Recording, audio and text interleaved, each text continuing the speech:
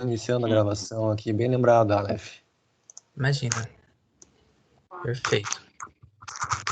Então, como eu estava falando, né, esse webinar é o segundo webinar, e talvez o Lucas não saiba, mas a ideia que surgiu né, ele antecipou uma ideia que a gente tinha no Prepara, de fazer um canal no YouTube e criar uma mídia, né?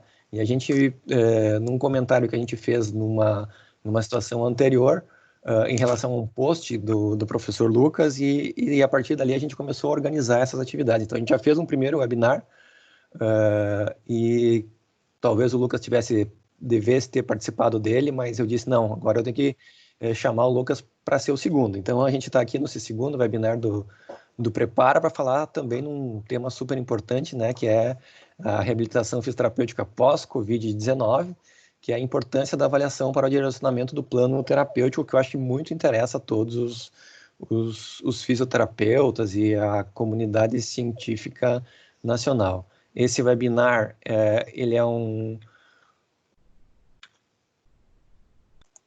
webinar que ele travou aqui a minha apresentação.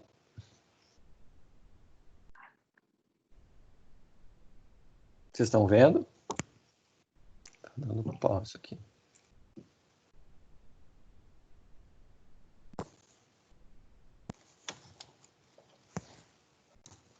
Meu Deus. Tá aparecendo, professor. Agora passou? Tá aparecendo. Então deixa eu ver se eu consigo Voltou melhorar para aqui. a página do Prepara, professor.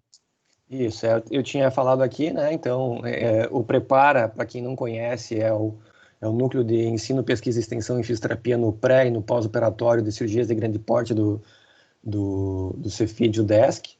A gente está com uma página agora no YouTube, né? Tem essa sigla aqui, quem quiser anotar e consultar, ela está começando. Então, a partir dali, a gente vai tentar colocar vídeos, informações, né? Como uma forma de educação, de troca de experiência e de conhecimento proporcionada por essa pandemia.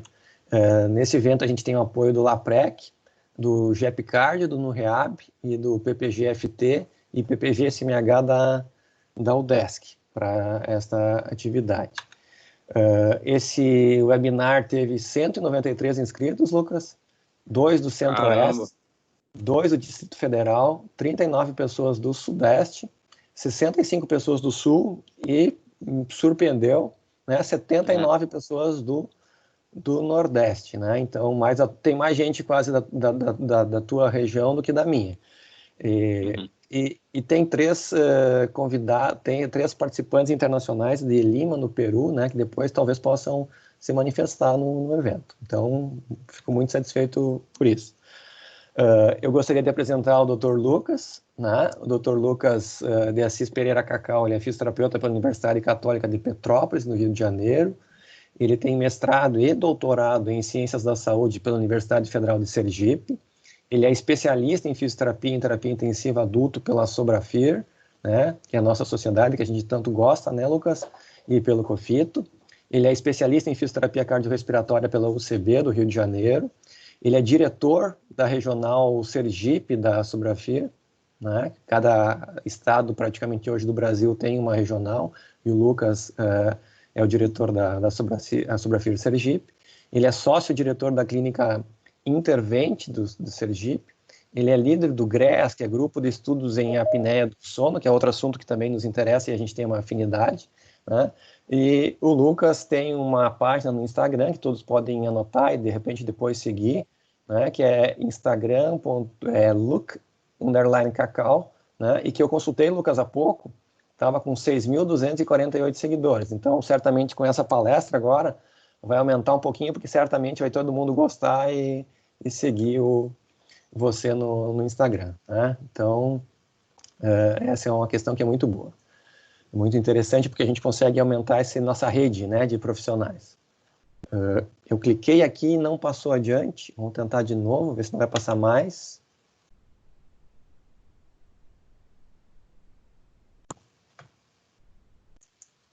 Me digam aí se passou.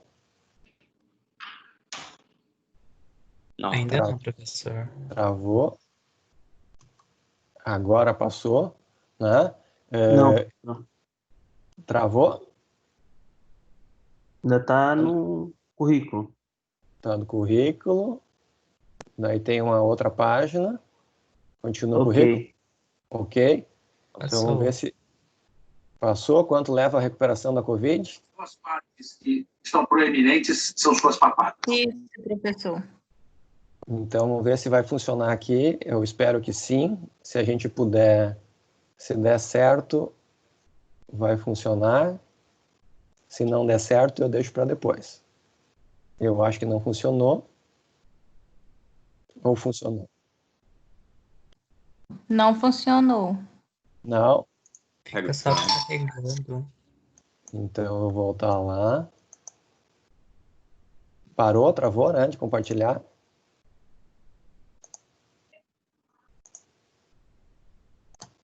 Eu vou passar adiante, depois eu mostro para vocês, vocês podem ver.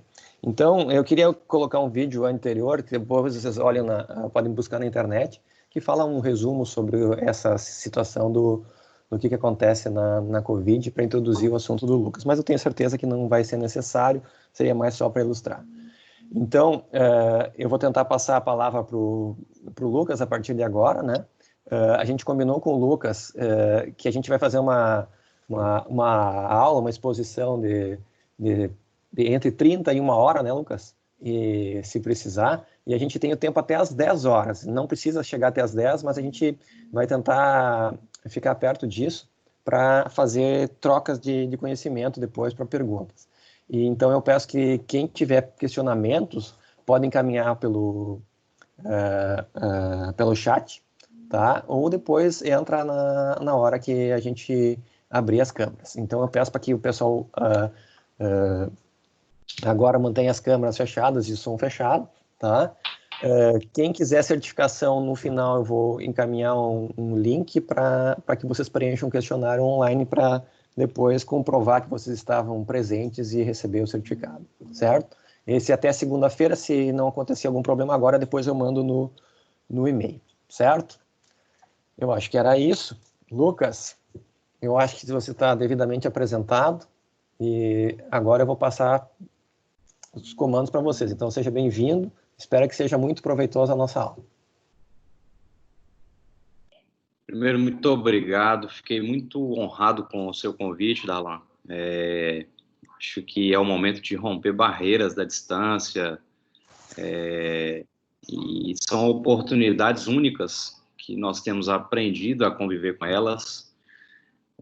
Acho que a primeiro momento vem aquela, não é possível, a distância, online, mas a gente começa a gostar do negócio e vai se adaptando à tecnologia e vai facilitando a comunicação, vem novas ideias, novos projetos, e fiquei muito honrado com o teu convite, e eu acho que nós nos conhecemos há pouco tempo em Belo Horizonte, pessoalmente, né? E ali, tu não sabe, mas também aprendi muito contigo naquele evento. Vivenciei os trabalhos do teu grupo de pesquisa e eu cheguei aqui em Aracaju, rapaz, eu preciso botar esse projeto adiante. E na semana passada eu fiz uma reunião com um grupo de cirurgiões aqui, apresentei o projeto pré-habilitação para eles, eles adoraram. Então, vou precisar muito de você para conduzir junto comigo aí esse projeto, a idealização desse projeto. Muito obrigado a todos que se inscreveram. Falar desse tema é bastante desafiador, um tema bastante novo, o mundo inteiro está vivenciando isso agora. Os primeiros pacientes estão sendo reabilitados, os primeiros ensaios clínicos que utilizaram a reabilitação cardiopulmonar estão começando a serem publicados agora. Então, é desafiador porque a gente não tem muita evidência. Quando a gente fala da opinião de especialista, a gente tem que se embasar muito no que a literatura já tem para outras condições, para a gente aplicar isso nesse perfil de pacientes. Deixa eu compartilhar aqui a tela. Lucas, eu vou ficar aqui quietinho, tá? Eu vou só tirar a minha tela, tá? Mas estou aqui para qualquer coisa que tu precisar. Beleza. Eu tenho falado acerca desse tema porque eu vi a necessidade quando já começou a pandemia e veio toda a preocupação com o acometimento respiratório do paciente com a Covid-19, o fisioterapeuta cardiorrespiratório ele já liga o seu alerta. A gente vivenciou outras epidemias passadas, não tanto tempo atrás, tivemos aí a SARS, né, o HN1, não teve a expressão que a Covid tem como uma pandemia, mas eu recuperei, participei da recuperação de pacientes que tiveram H1N1, e quando eu vi todo esse boom, eu falei, o mundo vai precisar da fisioterapia cardiorrespiratória. E recentemente nós tivemos uma notícia aí da imprensa que a nossa profissão, a nossa área de atuação foi a profissão que mais houve procura de vagas durante essa pandemia, um aumento de cerca de 4.000% para cargos de fisioterapeuta respiratório. E, em segundo lugar, fisioterapeuta em terapia intensiva. E daí, nós temos uma grande responsabilidade nas nossas mãos e é a hora de mostrarmos o nosso trabalho. Nós temos visto na literatura alguns perfis de pacientes com a Covid-19. Conseguem ver a tela? Passou aí? Sim, Lucas, eu acho que alguém reclamou que não, mas a gente está vendo, só tu pode expandir ela se tu quiseres. Ela está expandida. Aqui ela está aparecendo os slides do lado. Deixa eu ver aqui. E agora? Continua com as miniaturas do lado. Eu já estou no modo de apresentação aqui.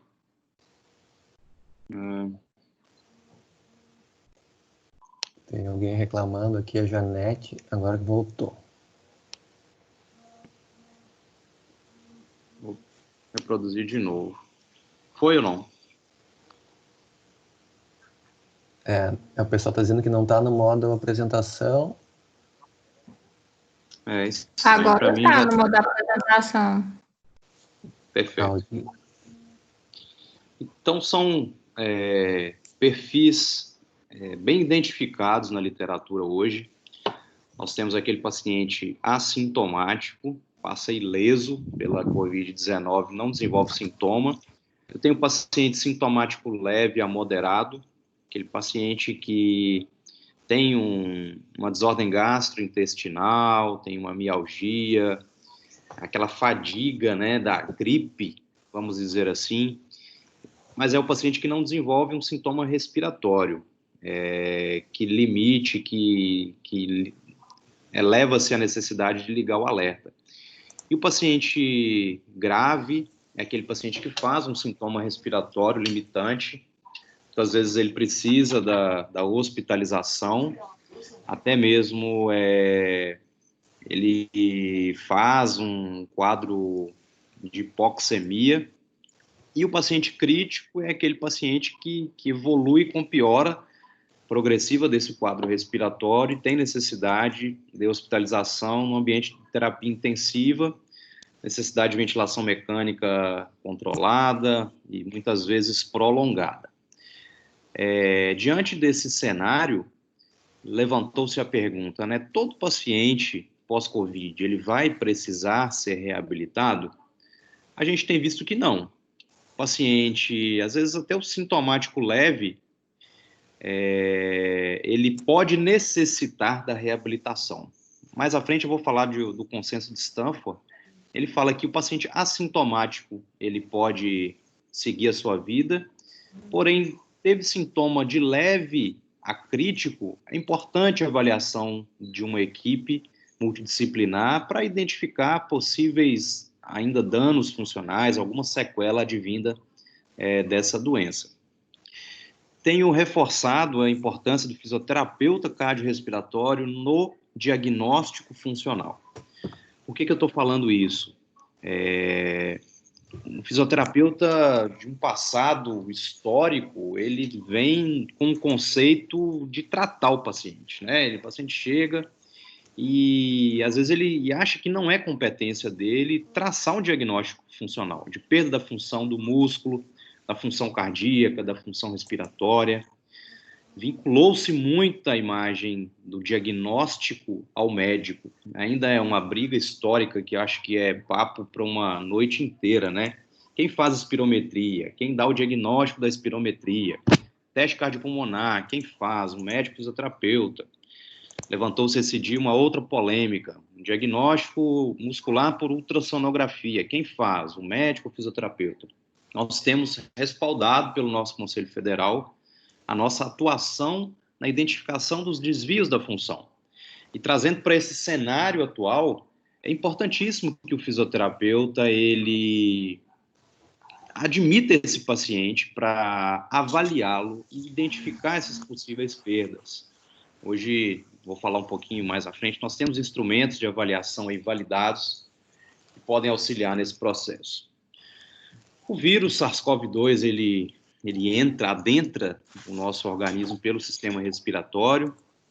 Hoje está bem claro que quanto mais ele aprofunda no sistema respiratório, menor é a expressão dele e menor é a infectividade, ou seja, ele está muito mais presente nas vias aéreas superiores.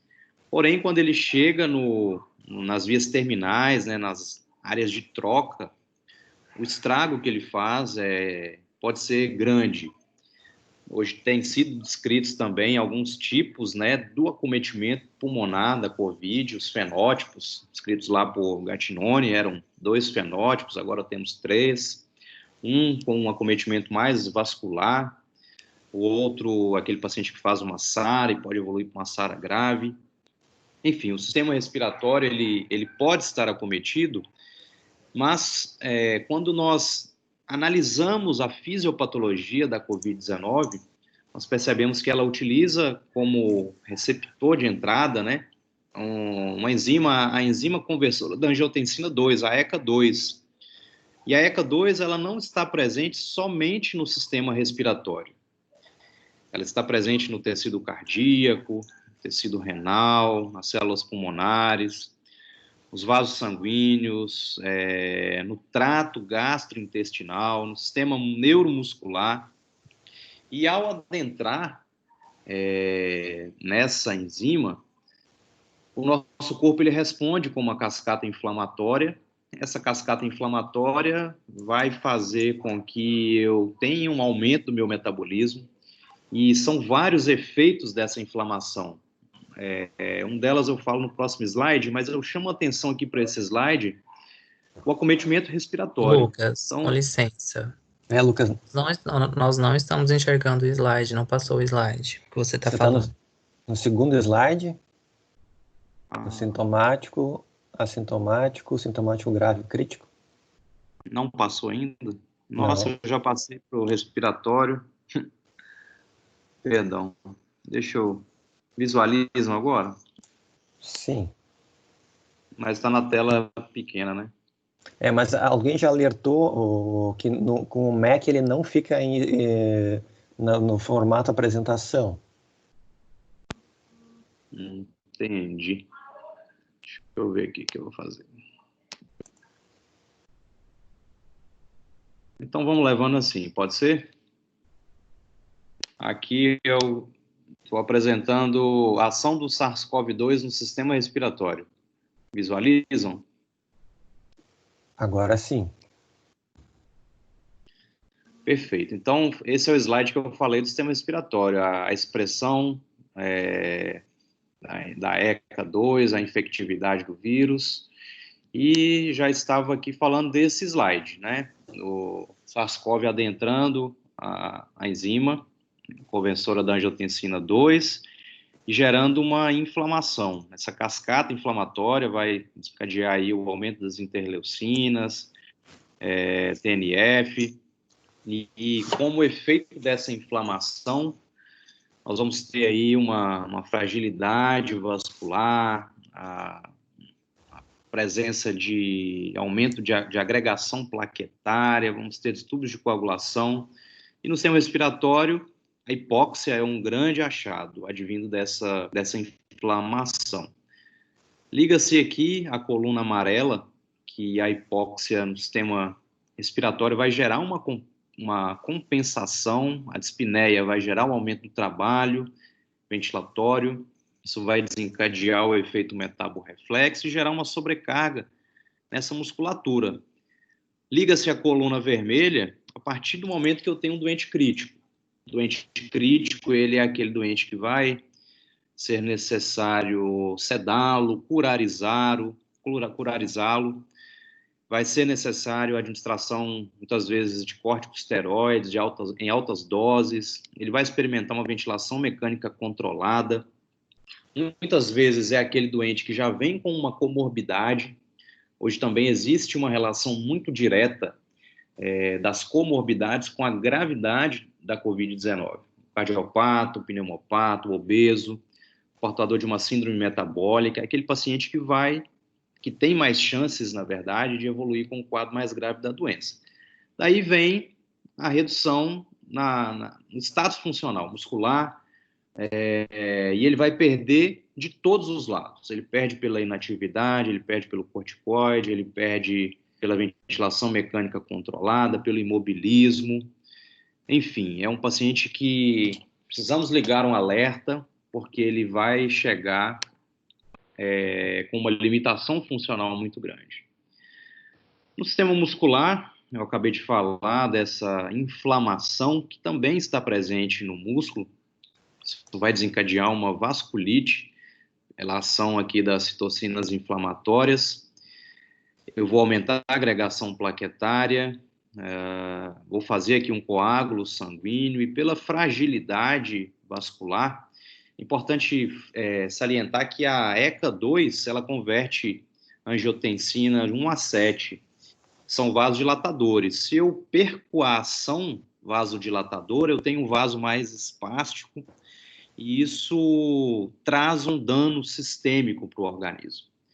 Então, essa enzima, como está presente em vários sistemas podem sofrer as repercussões dessa alteração fisiopatológica. Como fisioterapeutas, não podemos deixar de falar do músculo. E essa figura, ela representa bem isso, essa injúria muscular.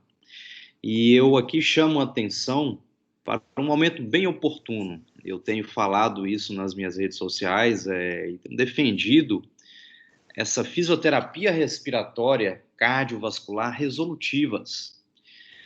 A gente tem relato de paciente pós-Covid hoje que não tiveram quadro crítico, e muitas vezes nem tão graves, mas pacientes que têm hoje dispneia aos esforços. Pacientes jovens que tiveram que cortar o cabelo porque estavam ficando cansadas de pentear o cabelo. Paciente que teve Covid moderada, fez uma dispneia leve, não fez um quadro mais grave, mas gerou uma limitação funcional muito grande. E chama atenção aqui para uma dispneia que muitas vezes não tem origem no sistema respiratório. Como a Covid afeta o vaso sanguíneo, afeta a irrigação, afeta o sistema cardiovascular, afeta o músculo, muitas vezes a origem da dispneia pode ser muscular. Eu tenho um músculo que vai exigir muito por causa dessa inflamação, e meu sistema respiratório ele vai ter que compensar isso de alguma forma.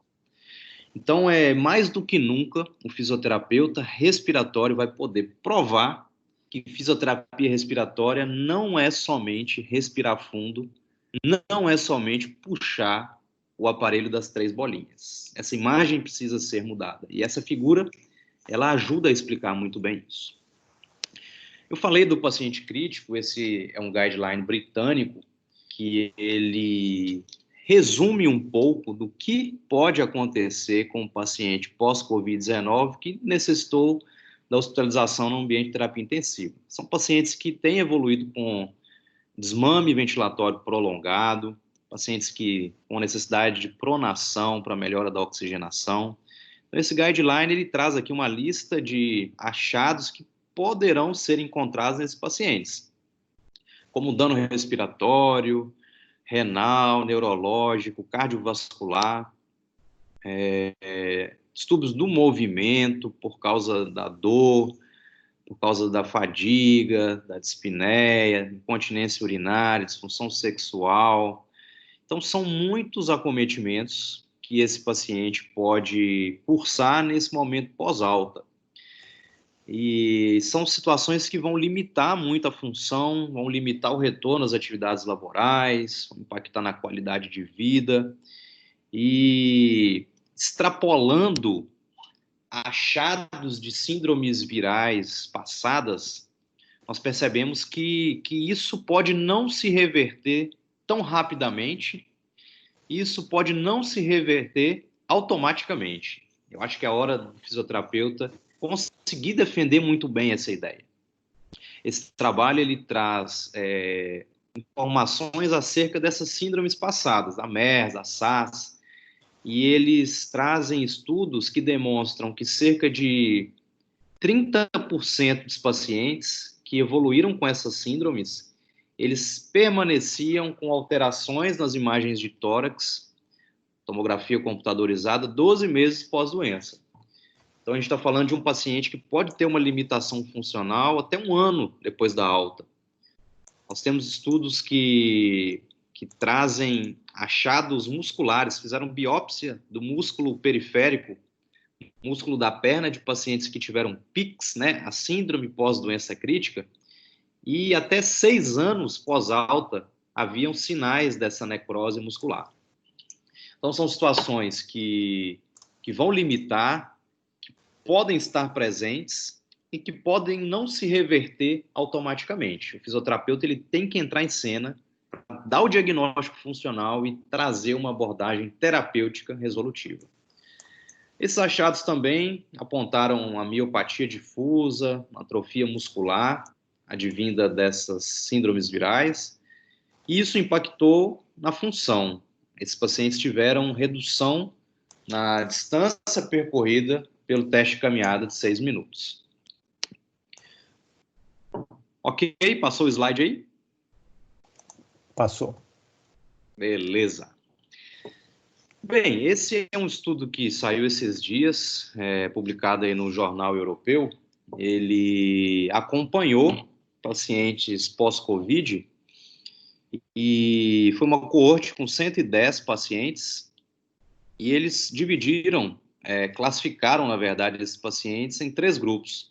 Os pacientes que tiveram sintomas leves, os pacientes que fizeram já o sintoma mais grave, tiveram uma pneumonia diagnosticada, aquela pneumonia que faz um padrão em vidro fosco, né? E pacientes que tiveram a pneumonia grave. Os pacientes críticos, eles foram excluídos desse estudo. Pacientes que tiveram necessidade de ventilação mecânica, entubados, sedados, eles foram excluídos do estudo.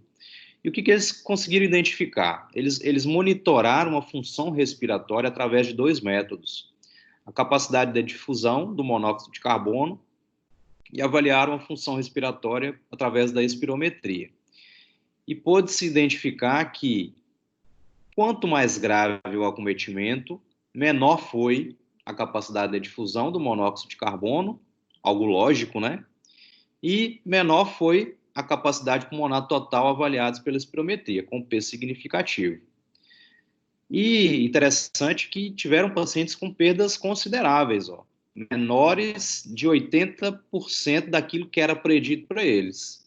Essa diferença também foi significativa, tanto na capacidade de difusão do monóxido de carbono, quanto no volume pulmonar total. Isso nos faz ligar um alerta, porque quando a gente fala de capacidade de difusão, eu estou falando de membrana alvéolo capilar. E aí começamos a nos perguntar, será que houve um espessamento? Será que isso pode evoluir com uma fibrose pulmonar?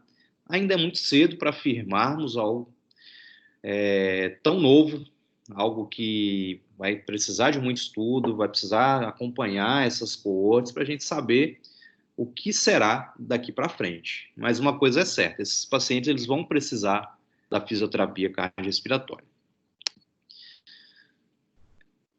Me permitam apresentar aqui dados prévios de um estudo que a gente está realizando. Aqui ainda é o recorte do Word, porque não deu tempo de preparar isso para uma apresentação, mas nós desenvolvemos um estudo observacional que analisamos 62 pacientes pós-Covid-19, um estudo que contou com a colaboração do nosso serviço aqui em Sergipe, com um colega de Brasília, com um colega de Campina Grande, na Paraíba.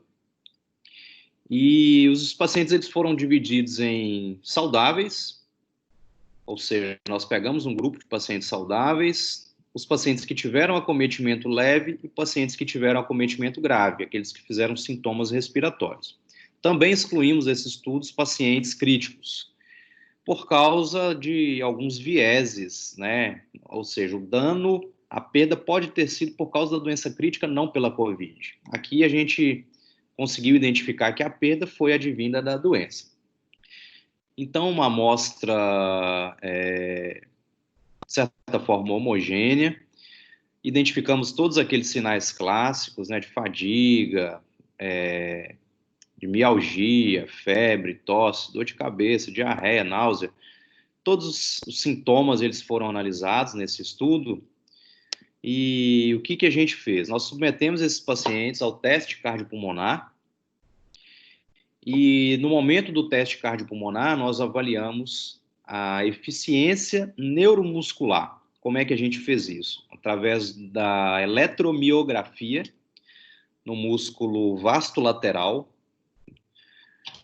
nós conseguimos identificar o que aconteceu com a potência desse músculo durante o teste cardiopulmonar. E vejam, primeiro que essa tabela traz dados do teste cardiopulmonar, vejam que o VO2 ele foi menor quanto maior foi a gravidade, com P significativo. Também o VO2 predito para esses pacientes. Então vejam que o paciente grave, o VO2 muito menor do que o paciente saudável. Aqui o coeficiente respiratório. O pulso de oxigênio é algo que chama bastante atenção. O pulso de oxigênio, ele infere o volume sistólico, então vejam que foi bem menor no paciente grave.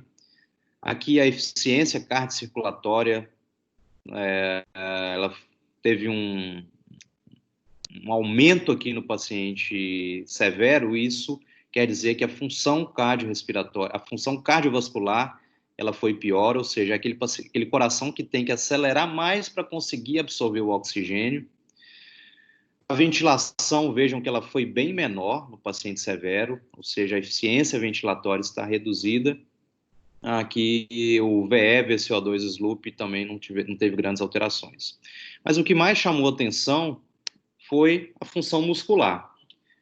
Aqui, a coluna branca, pacientes saudáveis, coluna cinza, pacientes com sintoma leve, e coluna escura, preta, paciente severo.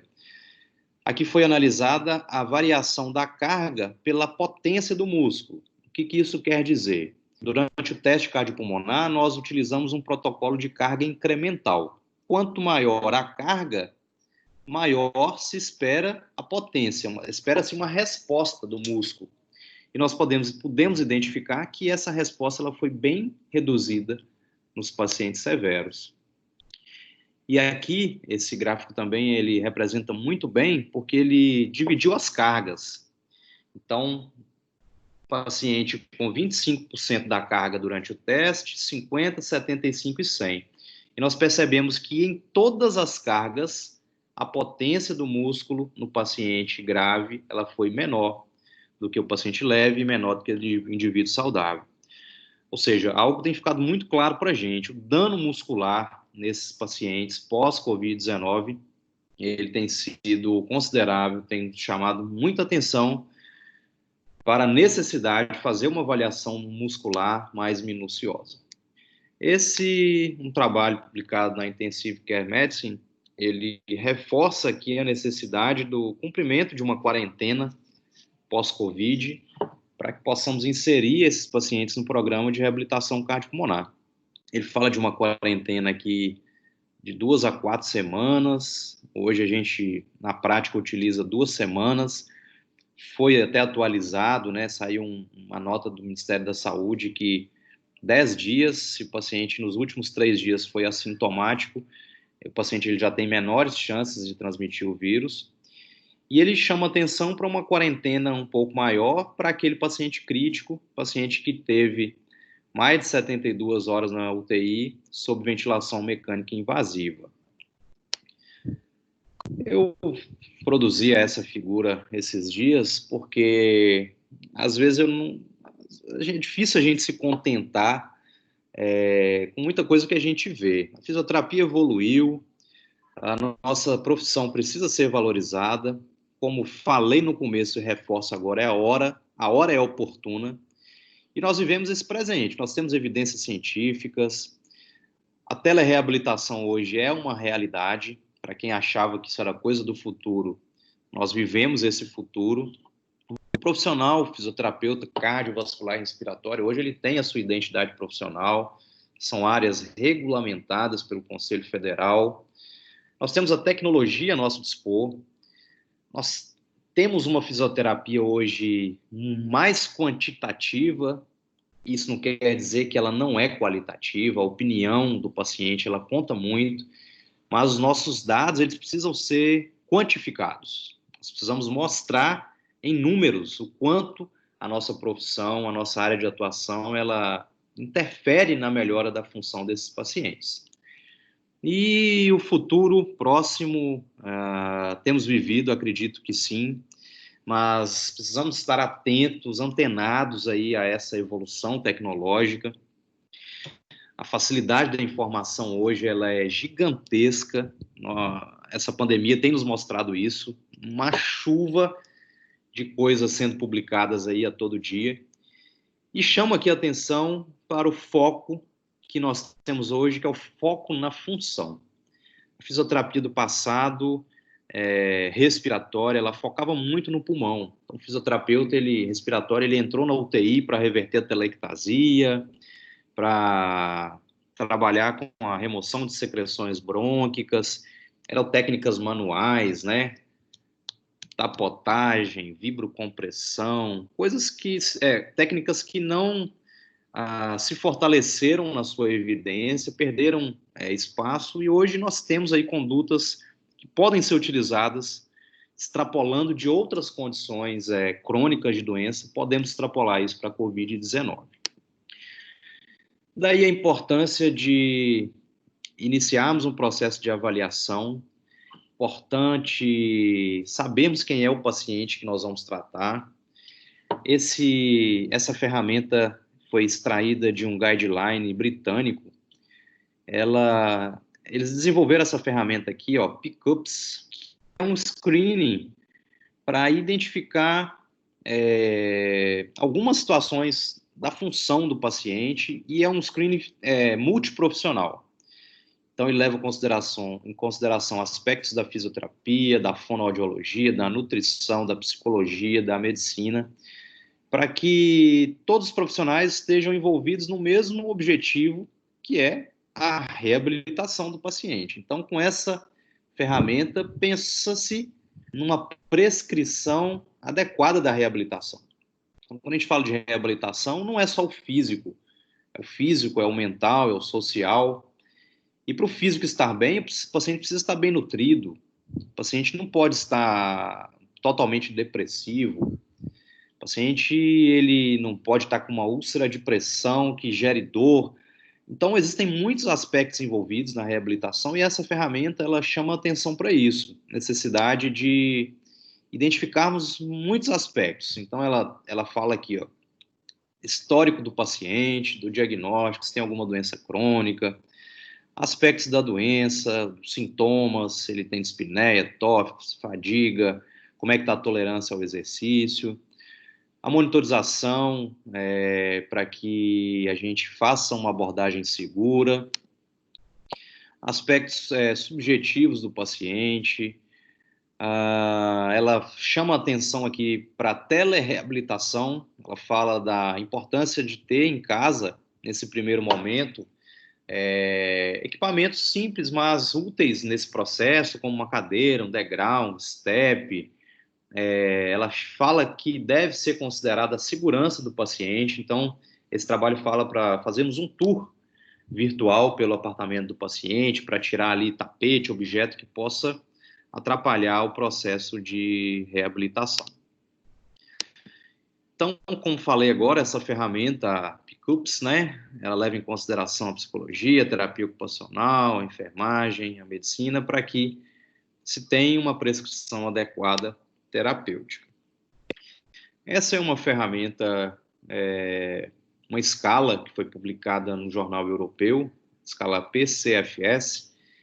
Ela classifica o paciente em 5 níveis de função, de nível 0 a nível 4, e para isso ela segue aqui esse fluxograma, levando em consideração a assistência, se ele consegue fazer essas atividades sozinhos, como autocuidado, higiene, comer, caminhar, se o paciente precisa de algum suporte, se ele ainda persiste com sintoma de dor, depressão, ansiedade, se ele precisa fazer pausas durante as atividades do dia a dia para que ele consiga cumprir essas atividades.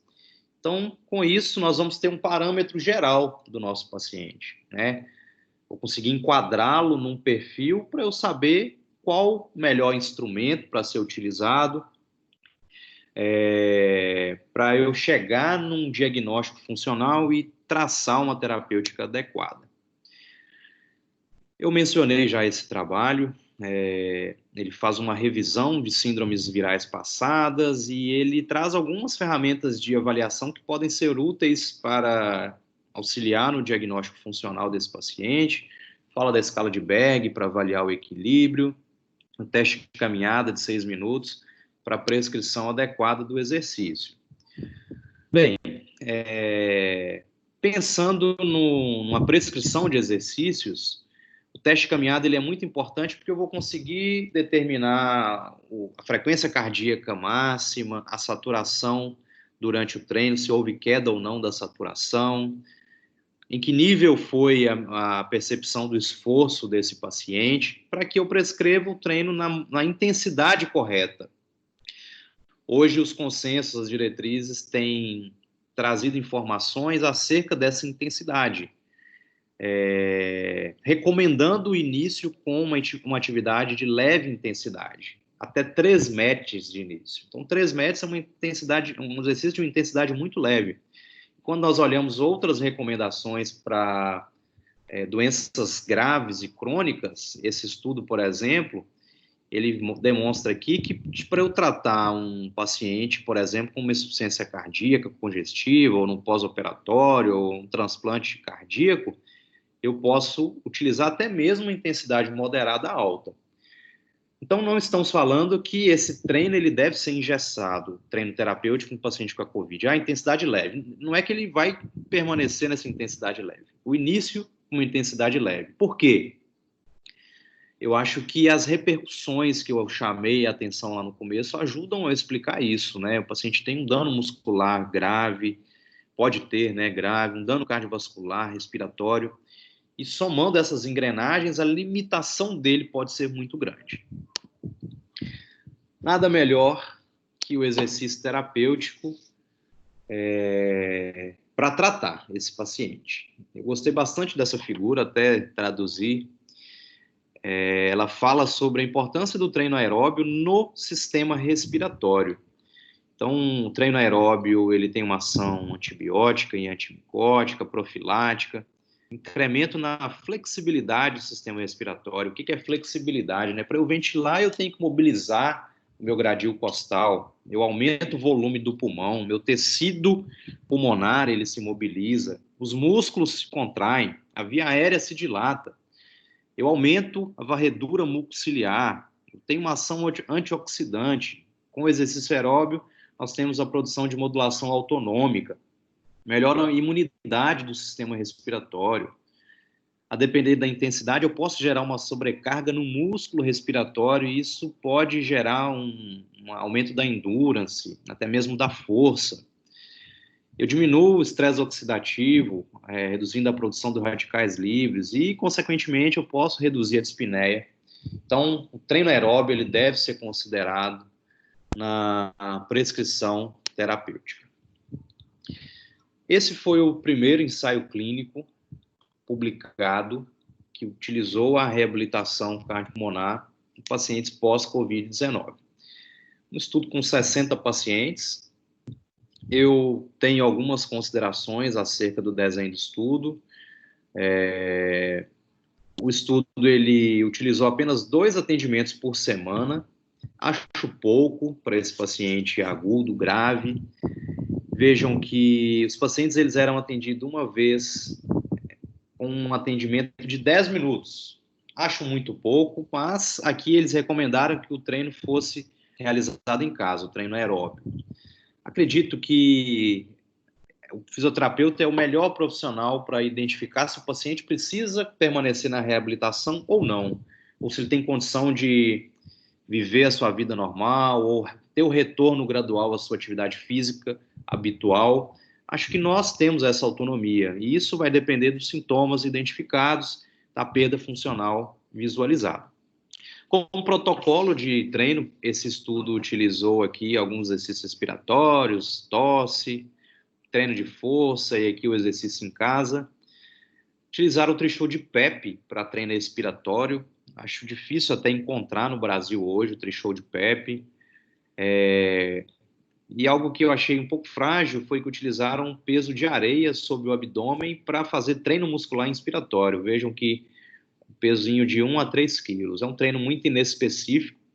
Hoje nós temos evidências aí do treino com carga linear pressórica, que é o treino que vai conseguir prover uma maior estimulação desses músculos.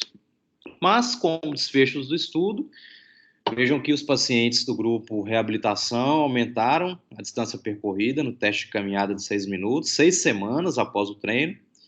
E o legal é que eles conseguiram aumentar a capacidade de difusão do monóxido de carbono, aqui a reta, o traçado verde, e também melhorar a função pulmonar, avaliadas pela espirometria, quando comparados com os pacientes do grupo controle. O consenso de Stanford, ele chama atenção aqui para o que eu acabei de falar, a importância de iniciarmos o treino terapêutico com uma intensidade leve. Ele fala sobre a importância de um preparo muscular antes do treino aeróbio. Diante de todo esse dano muscular, o paciente pode ter uma grande fraqueza, perda da resistência do músculo, e isso pode limitar muito o treino aeróbio. Então, ele chama atenção para isso, para otimizarmos primeiro a força e a endurance do músculo, para depois submetermos ao treino aeróbio e monitorarmos o paciente, fazermos o aumento gradual terapêutico. Aqui já falei. Ele chama atenção para a necessidade de ligarmos o alerta para aquele paciente crítico, paciente que evoluiu com necessidade de hospitalização na UTI, diante do dano psicológico, do dano físico, do dano cognitivo. Ele também apresenta o programa de reabilitação em vários cenários, podendo ser ambulatorial, por teleatendimento, domiciliar, ou de acordo com a necessidade do paciente. Esse estudo, ele utilizou o teste cardiopulmonar para estratificar risco. Isso é muito claro para a gente hoje na literatura, né? O paciente que tem menor VO2, como principal achado aí do teste cardiopulmonar, é o paciente que tem maior chance de hospitalização, tem menor função. Estamos falando de um cardiopata, de um pneumopata. E ele chama atenção para pacientes com a COVID-19.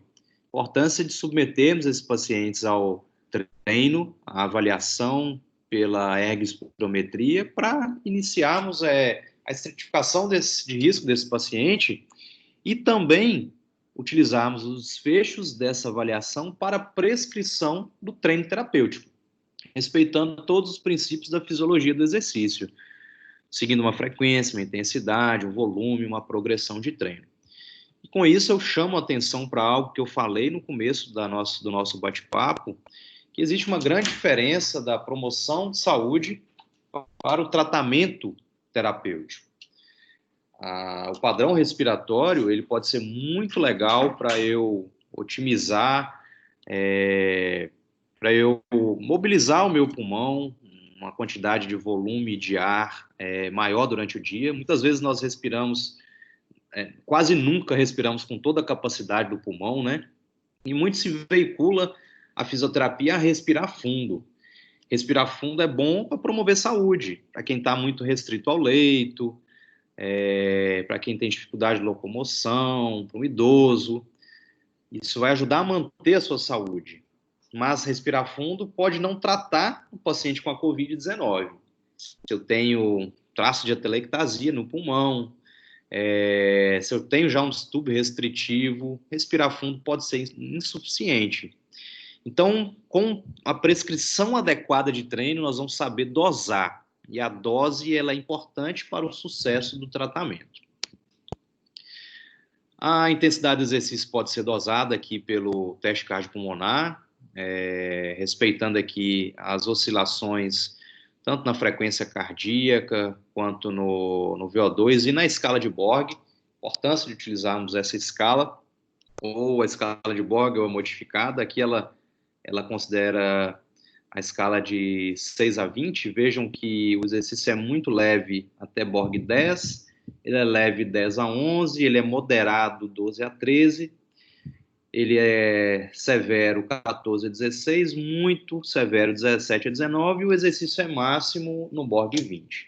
Então, a indicação, a orientação é para iniciarmos com uma abordagem mais leve, respeitando aqui o Borg até 11 e evoluindo para um treino moderado. Uma conduta de bastante evidência científica para nós hoje é o treino muscular inspiratório. E esse trabalho, ele traz uma revisão acerca da necessidade de fazermos uma triagem da musculatura respiratória desses pacientes.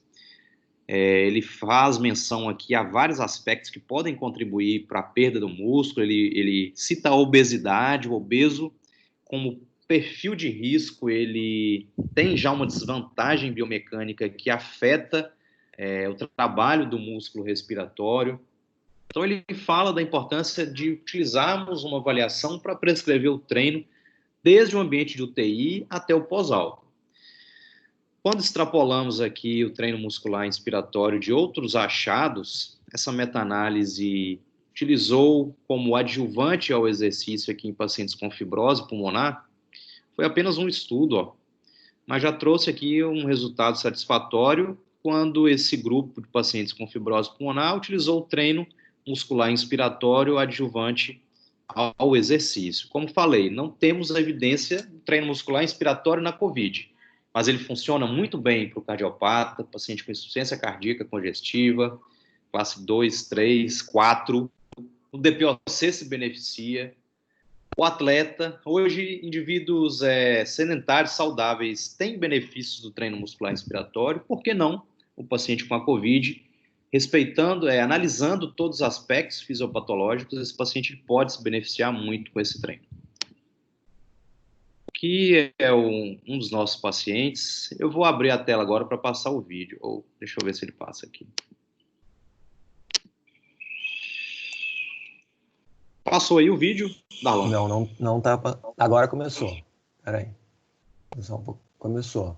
Ele tá bem lento, mas começou.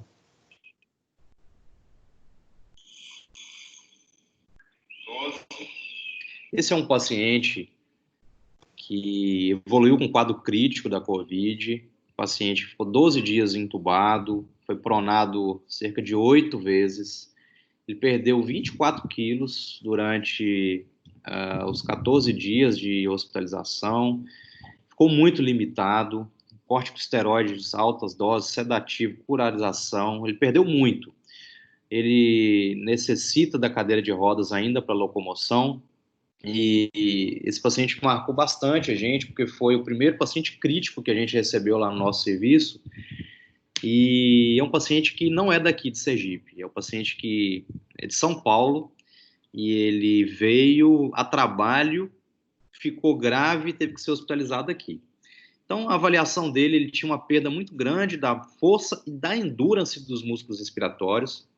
Então, os protocolos, eles, em regras gerais, eles mandam a iniciar o treino com uma intensidade maior, né, de 40% a 50%, hoje até intensidades maiores.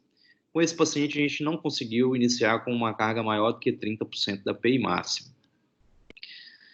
Outro aspecto que tem ajudado bastante na prescrição do exercício e na execução do exercício é utilizar a ventilação não invasiva como suporte terapêutico para esses pacientes mais graves, o paciente que evoluiu com um quadro crítico. Extrapolando de outros acometimentos, a VNI já tem sido utilizado como suporte terapêutico ao exercício aqui em pacientes com insuficiência cardíaca e com resultados satisfatórios, aqui, por exemplo, demonstrando redução na escala de Borg, os pacientes que utilizaram a VNI durante o exercício, e aqui demonstrando um aumento da distância percorrida no teste de caminhada de 6 minutos quando utilizaram VNI adjuvante ao exercício. Nós temos utilizado, esse paciente é um paciente que precisa do suporte ventilatório porque a tolerância ao exercício dele é muito baixa. Então, para treino de fortalecimento, utilizamos a ventilação não invasiva, modo CPAP com pressão fixa, pressãozinha baixa, 8 centímetros de água, para auxiliar a terapêutica. Esse trabalho, ele traz aqui algumas orientações, um norte para que um treino ele seja estruturado para esse paciente. Ele leva em consideração aqui o treino de força muscular, com 8 a 12 repetições, 3 séries. Ele reforça a necessidade do aumento do descanso entre as séries, 3 sessões por semana, 6 vezes na semana. Ele chama atenção para o uso da eletroestimulação, principalmente dos pacientes com maiores perdas nesse primeiro momento. Iniciar com 3 METs, fazendo um aumento progressivo da carga de treino. Então, aqui, esse é o mesmo paciente.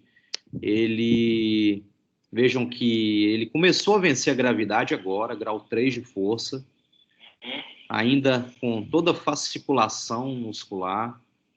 Um paciente que, se ainda não tivesse vencendo a gravidade, a gente ia utilizar a eletroestimulação, não que ela não poderia estar sendo utilizada nesse momento.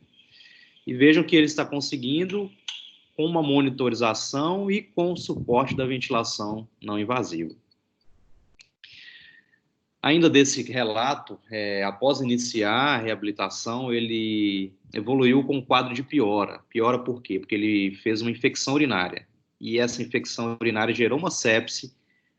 Como diz o ditado, desgraça pouco é bobagem. Ele teve que ser rehospitalizado, ficou mais 10 dias internado. E aqui foi o retorno dele. Ele fez uma TEP, membro inferior, e cursou com muita dor. Ele não conseguia tocar o pé no chão. E aqui foi o primeiro dia desse novo retorno dele, que ele tocou o chão, que ele conseguiu ficar em pé. Lucas, vê se não está travado. A gente tá vendo o paciente na mesa extensora ali. Certo. No teste de um RM, até o slide 38, 39 que tá. É agora, isso. Passei para o 40, foi? Foi. Agora ele está de pé com VNI, né? Perfeito. Vamos lá.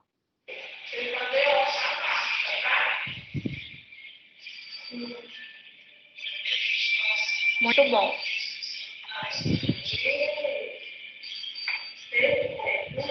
Vejam que a UTI deixou sequelas, a úlcera de pressão, aqui a cabeça. Um quadro muito grave.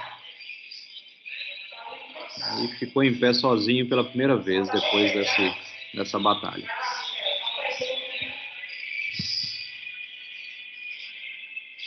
Aquele paciente que o mínimo ganho é muito para ele.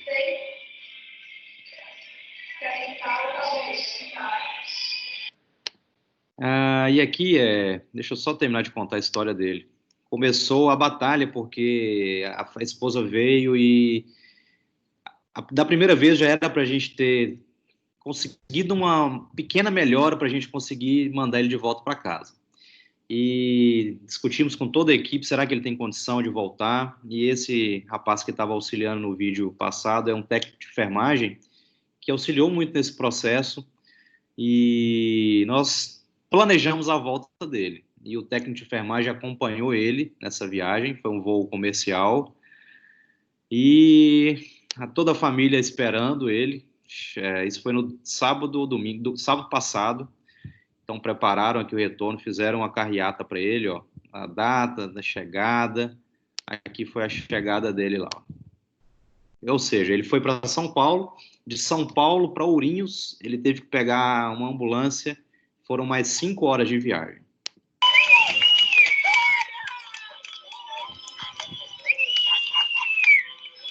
Eu acho que o vídeo não passa, Lucas, infelizmente. Deixa eu voltar e vou botar de novo aí, ó. Vamos ver. Voltou para o slide 44. Tá no 44, a gente tá vendo um carro com a placa ali, mas ele... Foi, não? Não, a gente eu escuto o som, pelo menos. Agora tem alguém abanando na ambulância. Viu? Não, eu acho que ele trava o vídeo. Mas dá pra ver que Enfim, foi foi uma festa, né? Foi uma festa, uma grande conquista. Tenho certeza que o pouco da fisioterapia que ele fez, não deu tempo de terminar a reabilitação dele, ele foi embora, mas ele foi embora com uma prescrição terapêutica, com uma avaliação funcional. Eu acho que esse é o papel do fisioterapeuta nesse momento. Então, aqui, como considerações finais, é a importância de respeitarmos uma quarentena, que vai de 2 a 4 semanas, avaliarmos bem o nosso paciente, prescrevermos bem a terapêutica, utilizarmos suporte ventilatório, se necessário for, e considerar o treino muscular inspiratório pode fazer a diferença aí na qualidade de vida e na recuperação desses pacientes. Abriu aí o curso online? Não. A gente está na tela ainda da respeitar a quarentena. Agora sim. Pronto. Esse é o slide, um dos principais aí da aula. Brincadeira. De hoje para amanhã, ou no mais tardar no sábado, esse curso está sendo lançado. Então, é um momento que a gente vai aprofundar um pouco mais esse assunto. Eu falo que a gente está construindo junto, não existe certo ou errado nesse momento, é um momento de aprendizado. E eu idealizei esse curso para a gente transmitir um pouco da informação. O curso vai ser bastante acessível, fiquem ligados aí, sigam lá, para que a gente consiga êxito aí nesse projeto. Muito obrigado pela atenção de todos. Nós que agradecemos, Lucão. Excelente apresentação, né? Acho que você conseguiu... É incrível que em tão pouco tempo de pandemia você conseguiu reunir tanto material assim sobre a reabilitação e está com uma experiência muito importante. Eu adorei. Espero que todo mundo também tenha gostado e aproveitado muito aí para saber um pouquinho mais, né, sobre essa doença que está nos desafiando, né? Tem vários elogios dele, excelente, parabéns, obrigado, né, muito bom aí, Lucas. Então acho que você já certamente vai receber esses elogios. Eu acho que está travado um pouco tua tela, tá me ouvindo? Estou ouvindo. Tá me ouvindo? Tá travada a tua tela, né? Então a gente pode agora, então, primeiro, eu acho que eu quero te agradecer, né, pela tua disposição, pela disponibilidade e qualidade do teu material. A gente teve alguns problemas aí que eu peço desculpa, né, que provavelmente a plataforma que tem as limitações. A gente não está ainda com a internet do jeito que a gente merece, né, mas ainda a gente vai lá, a gente vai evoluir para isso e vai cada vez ficar melhor. O pessoal está só nos elogios. Eu estava esperando que aparecessem as primeiras perguntas ali, né? Obrigado.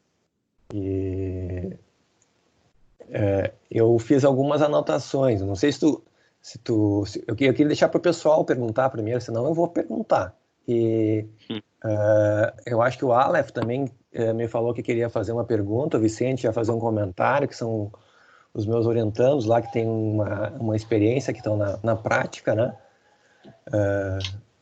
Se quiserem usar a palavra, Aleph vai perguntar. O Aleph ficou nos assessorando aí, quebrou um monte de galho. Professor, parabéns para o Lucas. Eu já tinha assistido uma parte dessa apresentação e assisti agora ela de modo completo, achei excelente. É um tema que realmente a fisioterapia tem que abordar nesse momento, porque é o nosso papel-chave. Antes como prevenção, durante como tratamento e pós como reabilitação. A gente tem que colocar muito isso e deixar isso muito, muito bem alinhado. E o Lucas é sensacional, gostei muito dos estudos que ele trouxe e só tenho a elogiar. O nosso trabalho é realmente esse daí. Nesse momento, a reabilitação. Valeu, Aleph. Obrigado.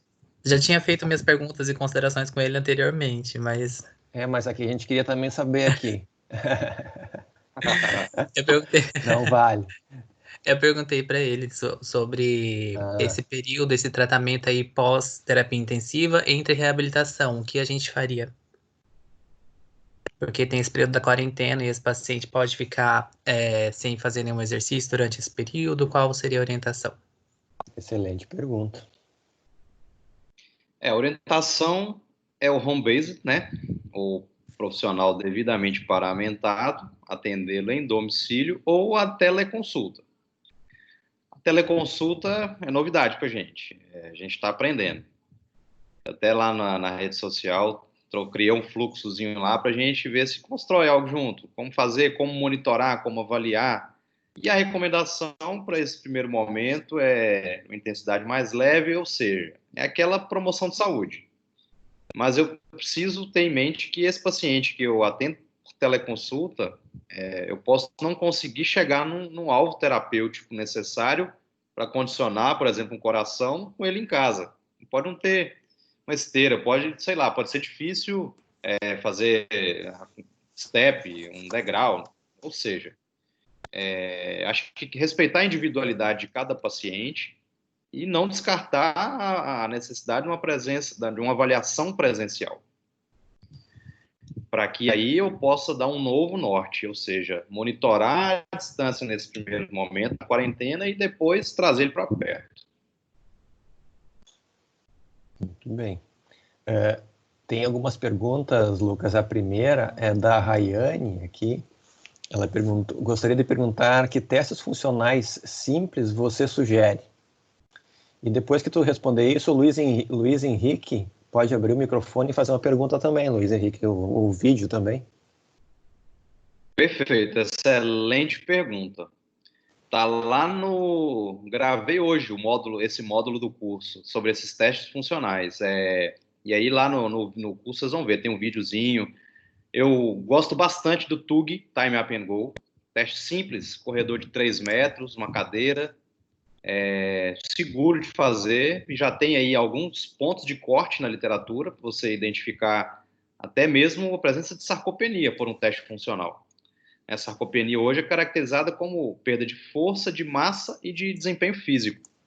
Então, o trabalho do Bruno Prata, doutorado dele, paciente idoso hospitalizado com TUG maior que 10,8 segundos, paciente com maior chance de sarcopenia, maior tempo de hospitalização. Então, gosto muito do TUG, teste de velocidade de marcha, que já é um teste também bem validado, com muitos valores prognósticos, já tem velocidade de marcha para o paciente ser independente na comunidade, independente em casa. Então, com a velocidade de marcha, você consegue monitorar isso e são testes que envolvem muitas funções, parecem simples, mas o TUG o paciente tem que fazer força para levantar, tem que coordenar, tem que ter equilíbrio, tem que ter força, tem que ter aptidão. Então, acho que são 2 testes simples que podem ser bastante aplicados aí, tanto o TUG quanto o teste de velocidade de marcha. Muito bem. Tem uma outra pergunta. Então, agora quem vai perguntar, pode abrir o microfone, por favor, e a tela, se for possível. Oi, boa noite, estão me ouvindo? Perfeitamente. Luiz Henrique. Boa noite a todo mundo. Queria agradecer primeiro ao Lucas, foi uma palestra muito esclarecedora, foi muito boa.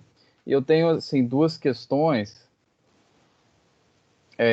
A primeira se você acha, Lucas, que é interessante utilizar para dosagem da atividade física, a frequência cardíaca de reserva, por exemplo, intensificar com a frequência cardíaca de reserva ou mesmo com uma frequência cardíaca máxima, porcentagem da frequência cardíaca máxima, para esses pacientes em vez do METS.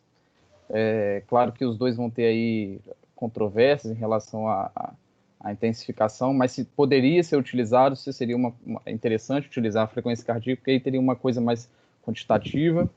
E uma outra pergunta, se for possível utilizar algumas medidas de avaliação autonômica, como a variabilidade da frequência cardíaca, ou alguns testes utilizando a própria frequência cardíaca, o quanto ela aumenta, a rapidez com que ela aumenta, e depois do exercício, a rapidez com que ela cai, e fazer uma avaliação autonômica, por mais que seja não direta, né? Mas se seria interessante, se você acha que seria interessante fazer uma avaliação autonômica aí no pré-reabilitação e pós-reabilitação.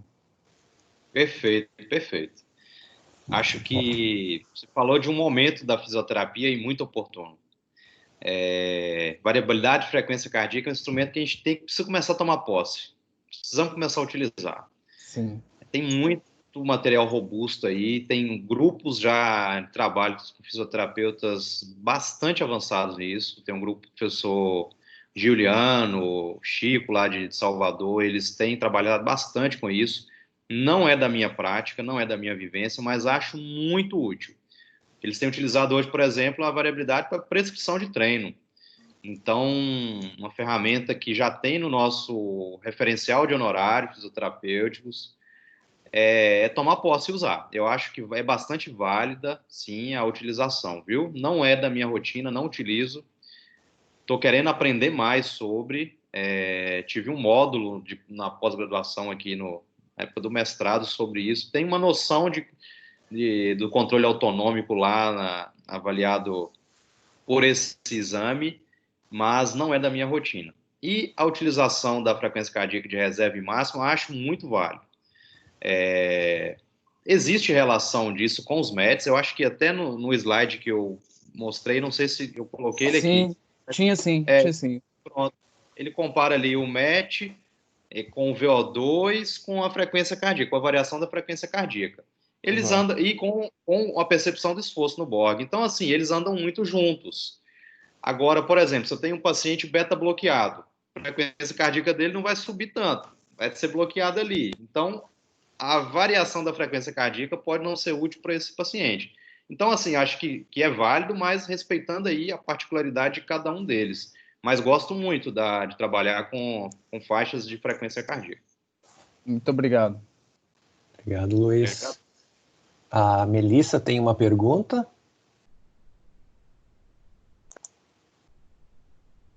Melissa? Antes dela falar, eu só queria comentar uma experiência. Eu tive um tratamento de pré-reabilitação. Antes de ir para a reabilitação cardiopulmonar, eu tratei 2 pacientes, um beta-bloqueado, outro não. E realmente dá uma diferença muito grande.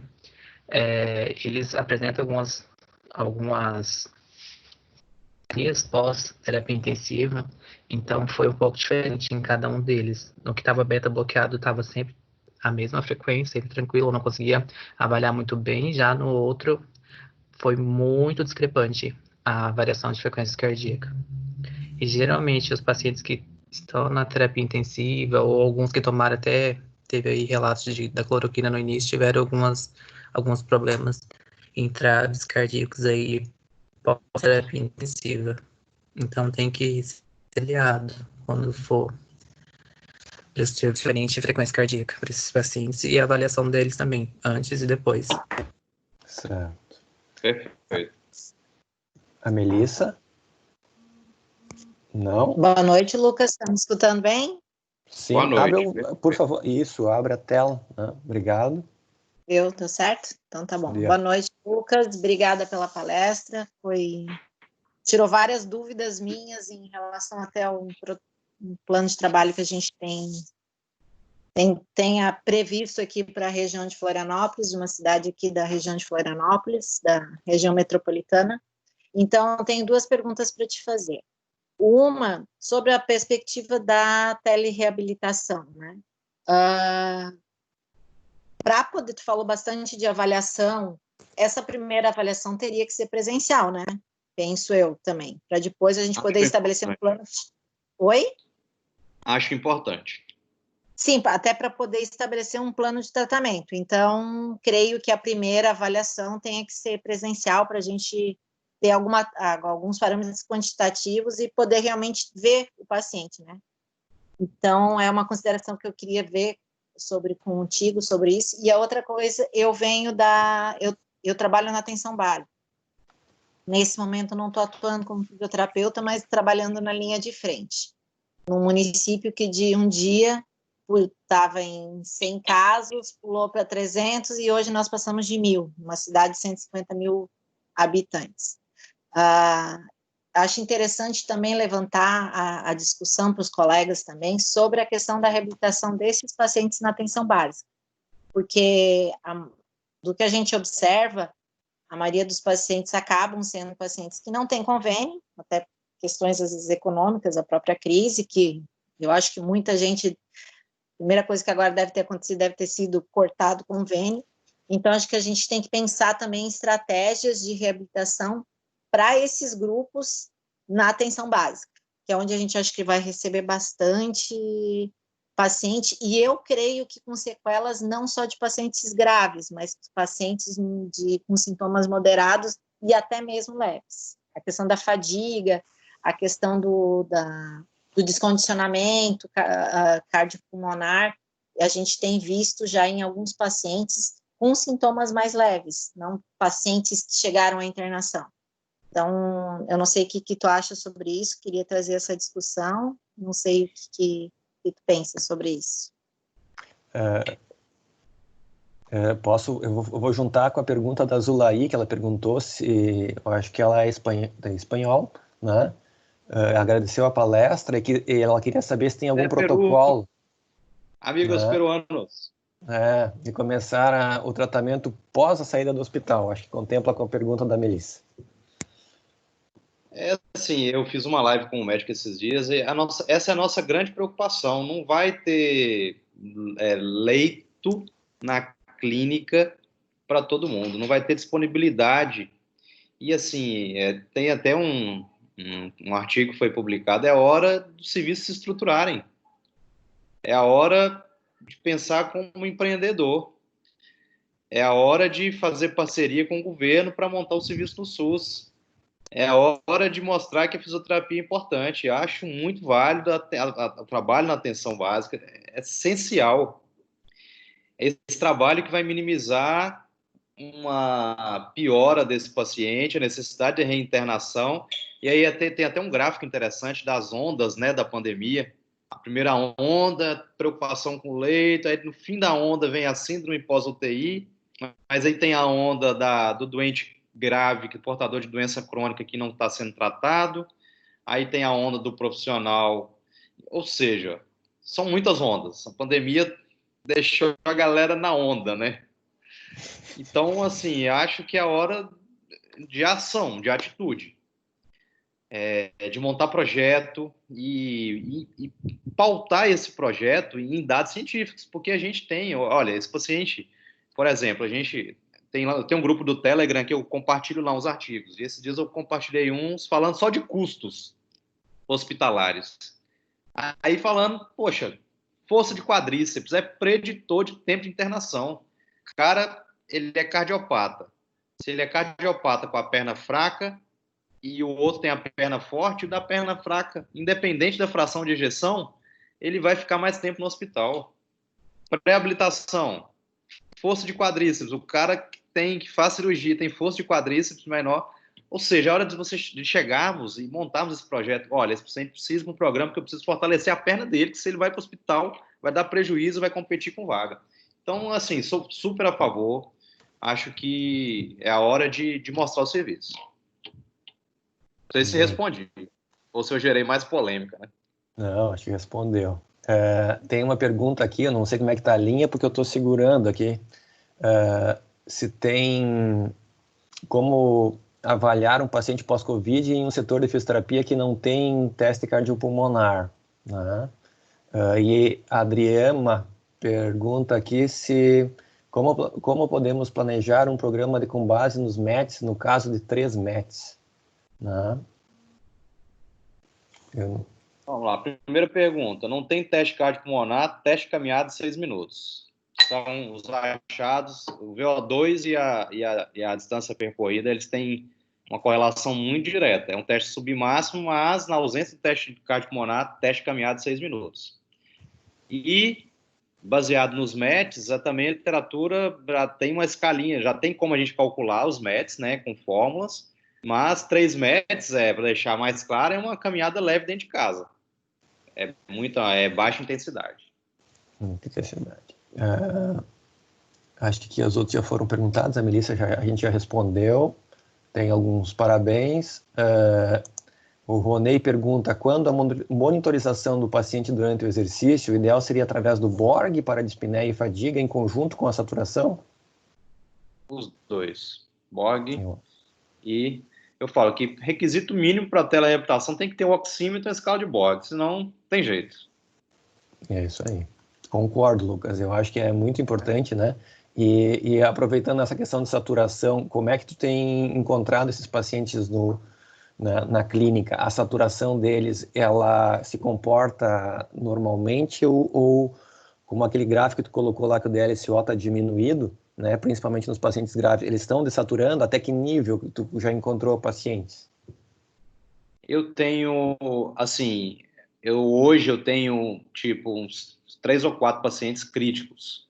Porém, o paciente crítico ele já vem com comorbidade. E os meus críticos são DPOCs e asmáticos. Então, esses pacientes têm desaturado. E aí, suporte de oxigênio ao exercício. Mas acredito que pelo agravante doença pulmonar. Os pacientes menos graves não temos tido dessaturação, apesar da dispneia limitante sem dessaturação. Muito bem. Lucas, tem o pessoal está perguntando sobre a avaliação para o certificado, eu já vou colocar o link, tá? Na sequência. E daí vocês podem responder. E nesse link já está o endereço do professor Lucas, tá? E daí lá vocês vão poder pegar o link, já seguir ele no Instagram e depois no Telegram também, tá? O pessoal está perguntando sobre cuidados de biossegurança atendendo esses pacientes, né? O Dr. Lucas escreveu um capítulo muito importante agora no comitê da Sobrafir sobre biossegurança, né? Sobre os equipamentos em UTI, mas agora é uma outra situação. Deu trabalho, hein, amigo, esse documento, hein? Na clínica, máscara PFF2, óculos de proteção, capote. Então, a gente está recebendo pacientes fora da zona de contágio, né? Fora da janela de contágio. Pacientes 3 semanas pós os pacientes com sintomas mais leves. E doente crítico, 6 semanas. Até esse tempo, teleatendimento, para manter saúde, intensidadezinha leve, como vai, e aí aquela atividadezinha mais leve em casa. Então, na clínica, mesmo fora da janela de contágio, respirador PFF2.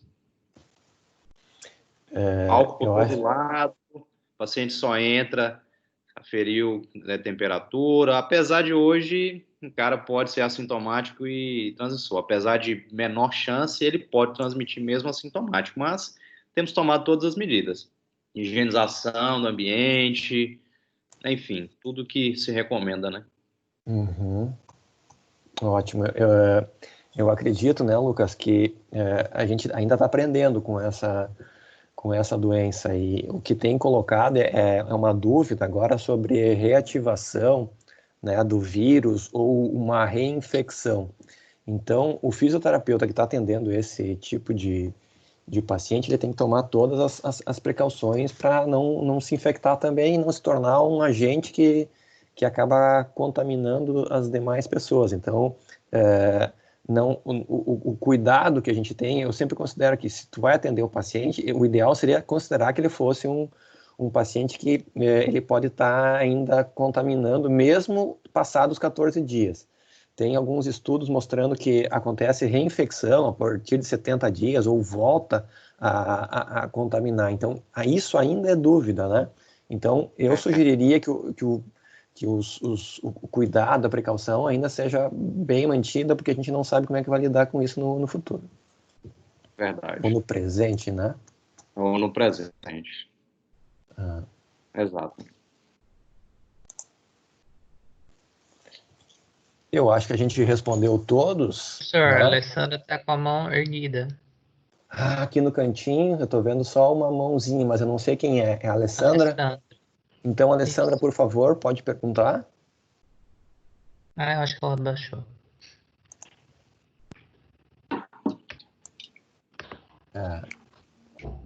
Tem novos parabéns aqui. Alguém está perguntando. Eu compartilhei o link, né? Vou compartilhar de novo. Sim, Fala. ele não tá dando acesso no link. Eu já tentei acessar, não tem como acessar, dá erro.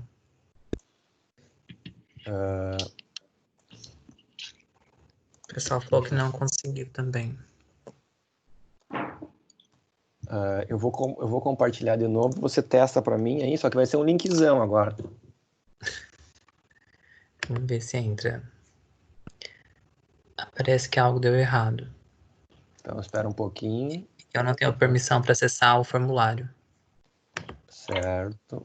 Vamos ver aqui. Mesmo pela conta da UDESC, eu entrei pela conta da UDESC.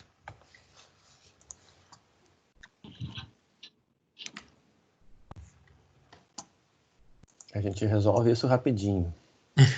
Tranquilo.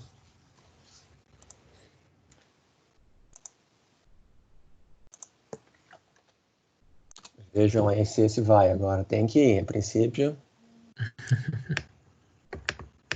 Senão depois eu vou ter que mandar por e-mail. Vamos ver se...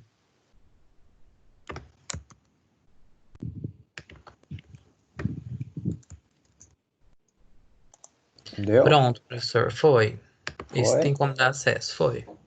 Alguém está dizendo que não abre, mas eu vou compartilhar de novo. Tem que acessar a conta do Outlook ou do MSN, qual que você usa.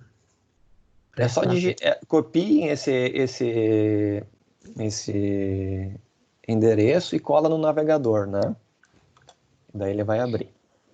Tá? Uhum. Agora deu certo, a Michelle está informando aqui, né?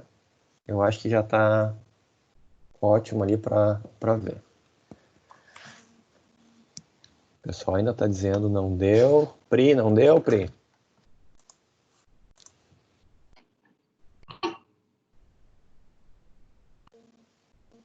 Consegui, não deu. Tem uns não deu e uns deu aí, tá estranho isso. Para quem tem o e-mail pelo Cefid, pela UDESC, consegue direto. Não, a princípio tem que ser para todos, né? Aham. Tá. Mas Bem, é só entrar e acessar a conta que vai direto para lá. Certo, eu vou mandar então independente, né, para o pessoal tá dizendo o que deu, né? E eu vou mandar no e-mail também depois para que vocês possam preencher. Então, para a gente não ocupar o tempo do Dr. Lucas, Lucas, como que funciona o curso? Fala mais sobre o curso. O curso está quase no ar já, gente. Só estou resolvendo as questões aí da plataforma, mas acho que amanhã já vai estar disponível. Só ir lá no Instagram, clicar lá na descrição, que tem a aba lá no Linktree, tem lá cursos. Só clicar lá e vai direcionar para a página, viu? Curso bastante acessível e simples, prático, para a gente aprofundar um pouco mais esse assunto. Serão 4 módulos. Primeiro, avaliação e repercussões funcionais. O segundo, de avaliação. O terceiro, de telereabilitação. E o quarto, prescrição terapêutica e suporte ventilatório. A estrutura dessa aula, mas aí nós vamos aprofundar os assuntos, vamos prescrever, vamos avaliar melhor aí o nosso paciente. Valeu, obrigado. Por nada. É isso? Bem, Lucas, quero te agradecer mais uma vez, né, e parabenizar pela excelente exposição e disposição. Não quero tomar mais teu tempo, a gente combinou entre 9h30 e 10, a gente já ultrapassou o teto. Eu sei que todo mundo tem atividades, né? Mas, sinceramente, foi muito boa a tua aula, né? Acho que foi um momento muito importante para a gente aprender, porque eu acho que está todo mundo aprendendo nesse momento, e sem dúvida foi muito, muito legal. Então, quero te agradecer de coração e tenho certeza que a gente tem um encontro em breve agora, né? Dia 21, eu acho. É isso? Já recebeu o material? Tá chegando. Então, daí a gente vai ter mais um encontro, a gente divulga aqui. Acho que é isso. Eu agradeço. Abro a palavra para o Lucas para últimas considerações. Satisfação imensa, meu amigo. Eu fiquei muito honrado com o convite. Obrigado pela oportunidade. Vamos aí manter o contato para a gente alinhar aí novos projetos, novas parcerias e continuar construindo aí o presente e futuro da nossa profissão. Obrigado a todos que participaram. Foi um prazer aí a audiência, a pergunta que cada um fez e o tempo despendido para construirmos juntos aí esse momento, tá? Muito obrigado, uma boa noite, um grande abraço, espero aí estar em Floripa em breve. A gente vai se encontrar presencialmente de 12 a 15 de abril, né, no CIFIR, que acontece no 20º CIFIR, que vai acontecer aqui em Florianópolis. Então, a gente espera que até abril as coisas se normalizem, né, de 2021, e certamente o Dr. Lucas é uma presença confirmada para o simpósio, e então eu já convido a todos também para participarem. Quem não conseguiu responder agora o questionário, não se preocupe, eu vou mandar por e-mail, tá? E depois vocês preenchem com tranquilidade. A gente chegou até picos, Lucas, de 110, 112 participantes, então isso foi um pouquinho a mais do que eu te prometi, né? Mas eu acho que foi muito legal e a gente está lá. Então, depois a gente divulga mais o material, né? E faz toda essa parte. Quem precisar mais informações, o Prepara está aí, né? A gente quer pesquisar nessa área, não só de reabilitação, mas também no preparo pré e pós-operatório de cirurgias de grande porte. Então, quem tiver interesse, o Prepara, curtam o Prepara, né? Vai aí um link tem no Facebook, tem na página da própria UDESC as informações sobre o curso, né? Quem tiver interesse, então, se informa que é uma oportunidade, tá? Se cuidem.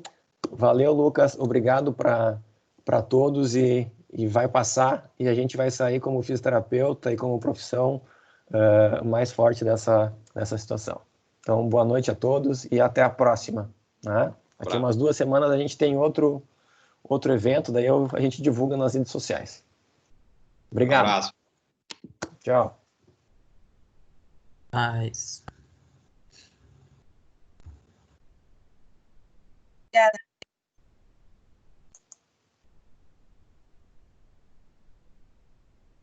O pessoal quiser abrir a câmera antes de se despedir aí para a gente saber de onde é que o pessoal está vindo, pode abrir. O pessoal está saindo.